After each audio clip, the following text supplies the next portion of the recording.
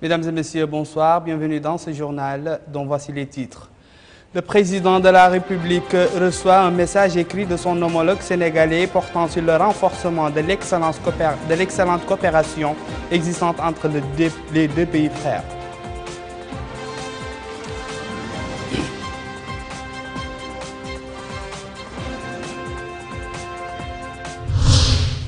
Le ministère des Affaires sociales lance à partir de Kifa une série de sessions de formation au profit des travailleurs du secteur.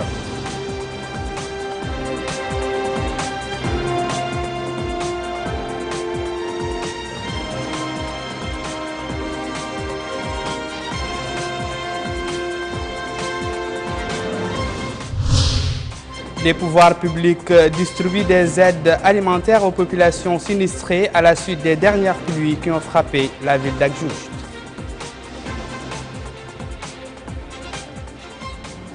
Mesdames et messieurs, bonsoir. Le président de la République, Mohamed Ould Abdel Aziz, a reçu aujourd'hui un message écrit du président sénégalais Macky Sall. Le message lui a été remis par Mankeur Ndiaye, ministre sénégalais des Affaires étrangères et des Sénégalais de l'extérieur, en visite dans notre pays.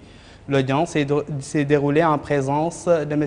Hamoudi Ould Hamouni, ministre délégué auprès du ministre des Affaires étrangères et de la coopération, chargé du Maghreb arabe, et de son Excellence Mamadou Cheikh Kane, ambassadeur du Sénégal en Mauritanie.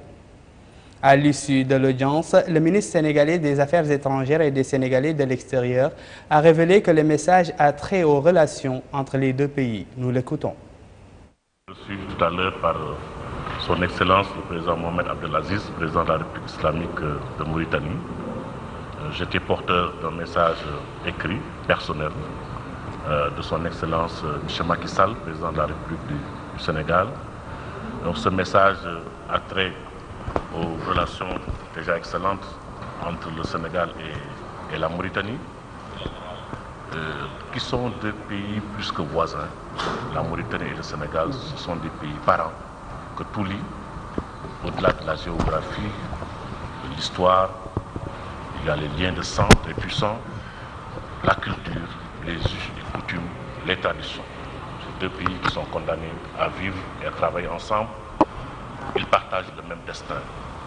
Donc le président Macky Sall m'a dépêché auprès de son ami et frère, le président Mohamed Abdelaziz, pour lui porter ce message d'amitié, ce message de paix, d'estime, parce que les deux chefs d'État ont su, en quelques mois, développer d'intenses relations personnelles, faites de respect et d'estime réciproque, de consultation et de concertation permanente sur tous les dossiers à caractère bilatéral, sous-régional et régional.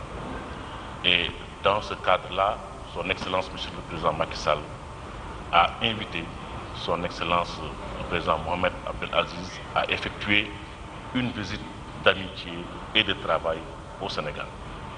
Le président Aziz a accepté avec plaisir de répondre à l'invitation de son frère et ami, et la visite aura lieu dans les tout prochains jours. Voilà un peu le message dont j'ai été porteur auprès de Son Excellence le président Mohamed Abdelaziz, que je remercie de m'avoir reçu dans des délais très brefs. Et cette visite que le président Mohamed Abdelaziz va effectuer au Sénégal va constituer un jalon important supplémentaire dans le développement et l'approfondissement des excellentes relations de coopération entre la République islamique de Mauritanie et la République du Sénégal. Je vous remercie. S'enquérir des problèmes des citoyens et accorder des aides à des activités féminines à Kifa, c'est ce à quoi s'est livrée aujourd'hui la ministre des Affaires sociales, de l'Enfance et de la Famille. En effet, Mme Aïcheval Menvergès a présidé une réunion à laquelle ont pris part les associations féminines et les représentants des organisations de la société civile, ainsi que les acteurs locaux et les autorités administratives de la wilaya. Commentaire d'Abdelrahman Hamad. Cette session de formation vise à améliorer les performances des 30 monitrices des jardins d'enfants dans la ville de Kifa. Objectif, renforcer les capacités des acteurs intervenant dans les domaines de la petite enfance et promouvoir l'éducation préscolaire dans la wilaya de la Saba. Dans un mot pour la circonstance, la ministre des Affaires sociales de l'Enfance et de la Famille a souligné que le développement du secteur de l'enfance constitue un choix stratégique et un des axes essentiels du programme du président de la République, assurant que l'éducation des enfants représente une orientation fondamentale de son département. Madame Aïcha Valmetferges a noté que la prise en charge des questions de l'enfance a été relevée grâce à la coordination des politiques et programmes destinés aux enfants. C'est ainsi, a poursuivi la ministre, que des pas importants ont été franchis en matière d'exécution de la politique nationale de promotion de la petite enfance, parallèlement à l'élaboration d'une stratégie nationale de protection des différentes franges d'enfants vivant dans des conditions difficiles. Le maire de la commune de Kifa a, de son côté, remercié les autorités publiques pour les projets réalisés en faveur des populations de sa commune, mettant l'accent sur l'importance de cette session de formation. À son tour, le directeur du centre de formation de la petite enfance, Dr Mohamed Amin Hassan, a mis en relief l'importance des ressources humaines dans la matérialisation des plans et programmes et la réalisation d'un développement global. Cela, dit-il, fait de l'élément humain le moteur central de tout projet, quelle qu'en soit la nature, ce qui explique qu'il soit un objet particulier de l'attention des pouvoirs publics. L'UNICEF, à travers son programme de protection de l'enfance, s'est donné comme priorité de renforcer les capacités des acteurs et partenaires du MASEF à mettre en place au niveau national et régional un système de protection de l'enfant capable de capitaliser sur les ressources et les initiatives en place, tant au niveau gouvernemental que non gouvernemental, vers une maximisation des efforts de prise en charge des enfants vulnérables à travers un appui des tables régionales dans leur initiative de mapping, de mise en réseau et de régulation et de coordination des actions de protection de l'enfant en cours dans le secteur social. C'est dans ce cadre que s'inscrit cet atelier qui vise à renforcer les capacités des acteurs impliqués dans les systèmes de protection des enfants sur les mécanismes de base de la prise en charge psychosociale des enfants ainsi que la mise en place et la gestion des espaces amis des enfants. L'atelier, qui dure 2 jours, est organisé par le ministre des Affaires sociales de l'Enfance et de la Famille en collaboration avec l'UNICEF. Auparavant, la ministre avait visité une exposition des articles artisanaux produits par des coopératives féminines dans la ville de Kifa. De la Saba, nous allons en Échiri où une mission conjointe de la présidence de la République et de certains départements ministériels sous la conduite d'Abdallahi Ould Ahmed Damou, chargé de mission à la présidence, a distribué des aides alimentaires aux populations sinistrées suite aux dernières pluies qui ont frappé leur wilaya. 770 familles sinistrées ont profité de ces aides qui consistent en 90 tonnes de riz, de blé, de dattes et d'aliments de bétail en plus de 160 tentes. La mission comprend en outre Ouagan Abdoulaye Idrissa, conseiller à la présidence de la République, Mohamed Yahya Ould Ahmed Ould Mokhtar, conseiller au Premier ministre, Hamad Ould Meimou, inspecteur général au ministère de l'Intérieur et de la décentralisation, Cheikh Ould Bahia, directeur de l'intervention d'urgence au CSA, et Mohamed Lamine Ould Abdallahi, directeur des transports au CSA. Le groupe des initiatives du plaidoyer pour la participation politique des femmes a organisé aujourd'hui à Nouakchott, en collaboration avec l'agence de coopération internationale allemande GIZ, un atelier de formation, de planification et de sensibilisation au niveau local au profit des femmes de 12 wilayas du pays. Prennent part à cet atelier de 2 jours, centré sur l'importance de la participation politique de la femme, quelques 60 femmes, dont 48 des wilayas de l'intérieur et 12 de Nouakchott. Cet atelier s'inscrit dans le cadre de l'exécution du programme du groupe pour la période 2011-2013, visant à relever le niveau de la participation politique des femmes. Activité des partis politiques à présent dans ce journal. Des groupes d'initiative des jeunes de la ville de Nouadhibou, ont annoncé hier leur ralliement au rang du parti Harak des jeunes pour la patrie. Ces groupes qui représentent différentes franges populaires de la wilaya ont souligné que leur adhésion au parti Harak est intervenue en appui inconditionnel au programme et aux objectifs de cette formation qui recoupe sur plusieurs axes le programme électoral du président de la République, Mohamed Ould Abdel Aziz.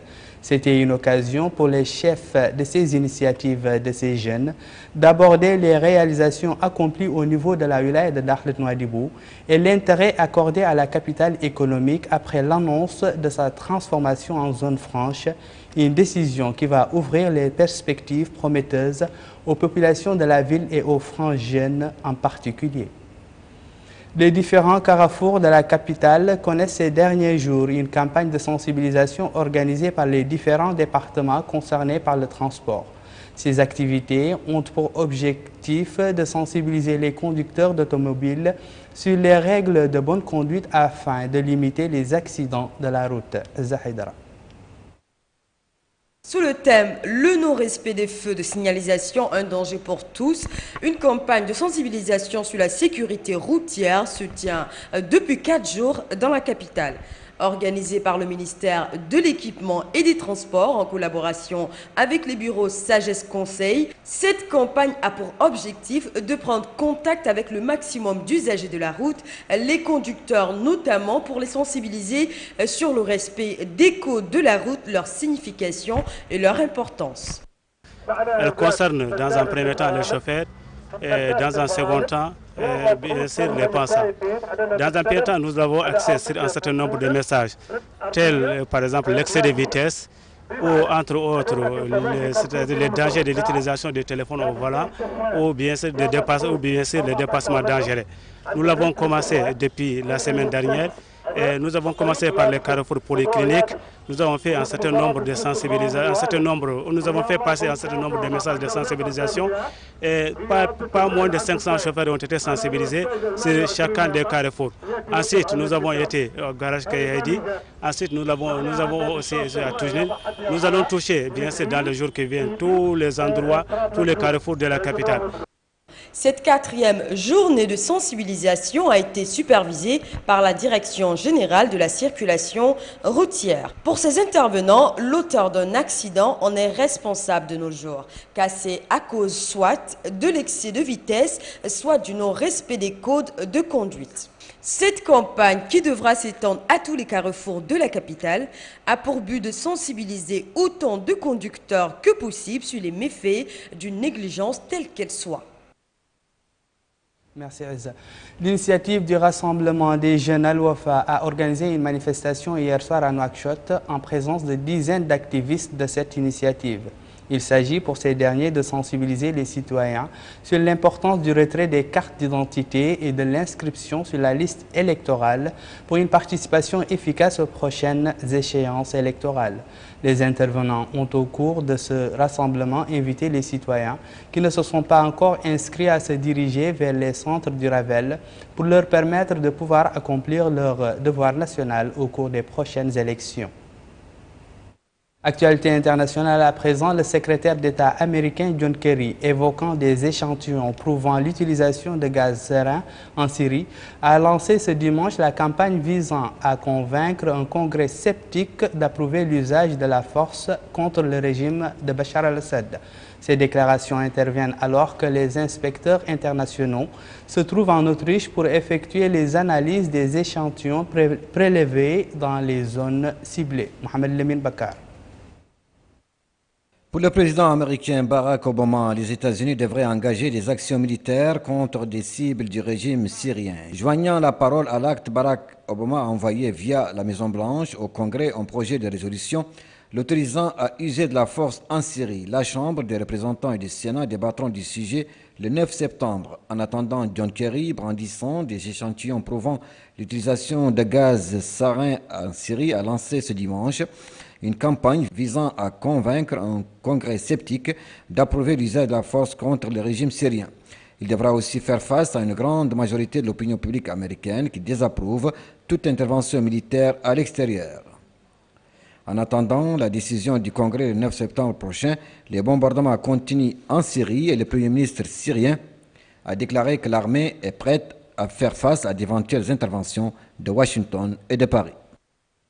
Le reste de l'actualité internationale vous est livré sous forme de brève présentée par Amina Abdelaziz. Une chaîne humaine à Tunis, celle de l'opposition qui maintient la pression. Ces manifestants ont quitté l'Assemblée samedi pour se rendre devant le siège du gouvernement. Une fois de plus, ils ont réclamé le départ de la coalition, qu'ils partent du pouvoir et l'organisation de nouvelles élections. La crise politique dure depuis maintenant un mois. Nelson Mandela est sorti de l'hôpital ce dimanche. Cette fois, c'est officiel. La présidence sud-africaine a mis fin au suspense. Des journaux avaient affirmé dès samedi que l'ancien président était entré chez lui à Johannesburg. L'état de santé de Nelson Mandela reste toutefois critique et parfois instable. Selon le communiqué de presse, Nelson Mandela est hospitalisé depuis plus de 3 mois pour une nouvelle récidive, infection pulmonaire. Nouvelle alerte à la centrale nucléaire de Fukushima au Japon. Le niveau de radioactivité près d'un réservoir d'eau contaminé est aujourd'hui 18 fois supérieur à celui mesuré le 21 août par les employés de TEPCO. Selon la compagnie de l'électricité, cette hausse pourrait être liée à la fuite d'une canalisation.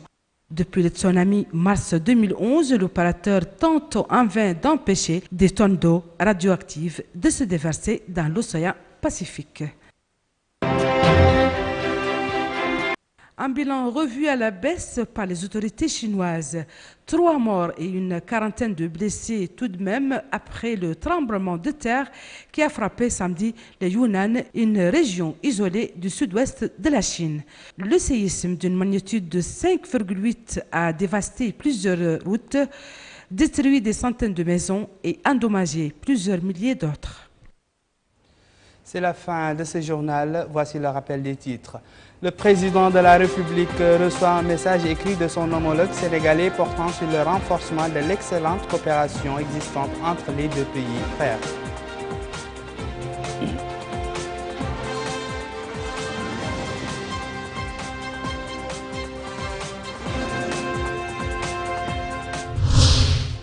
Le ministère des Affaires sociales lance à partir de Kifa une série de sessions de formation au profit des travailleurs du secteur.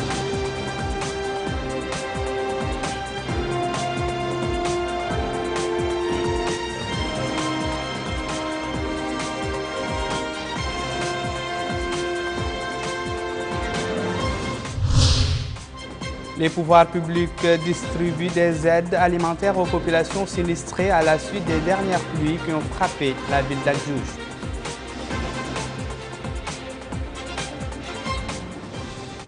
Voilà, c'est la fin de cette édition. Merci de l'avoir suivi. Merci également pour votre fidélité. Au revoir.